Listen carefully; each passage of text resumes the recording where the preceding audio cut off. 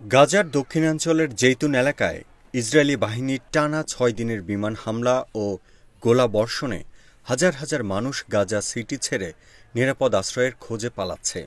Hamas নিয়ন্ত্রিত স্থানীয় পৌরসভা জানিয়েছে, পরিস্থিতি এখন বিপর্যয়কর। গাজার সিভিল ডিফেন্সের তথ্য অনুযায়ী শুধু শনিবার হামলায় অন্তত ৪০ জন ফিলিস্তিনি নিহত হয়েছেন। ইসরায়েলি সেনাদের দাবি, দক্ষিণ গাজায় সরিয়ে নেওয়ার পরিকল্পনার অংশ হিসেবে আন্তর্জাতিক ত্রাণ সংস্থাগুলোকে তাঁবু আনার অনুমতি দেওয়া হচ্ছে। তাদের লক্ষ্য ১ মিলিয়নের বেশি মানুষকে গাজা সিটি থেকে জোর করে দক্ষিণাঞ্চলের ক্যাম্পে পাঠানো। তবে জাতিসংঘ নিরাপত্তা পরিষদ এই পরিকল্পনার নিন্দা জানিয়েছে। পৌরসভা বলছে, জেইতুনের প্রায় ৫০,০০০ মানুষের অধিকাংশই খাদ্য ও পানির তীব্র সংকটে ভুগছে।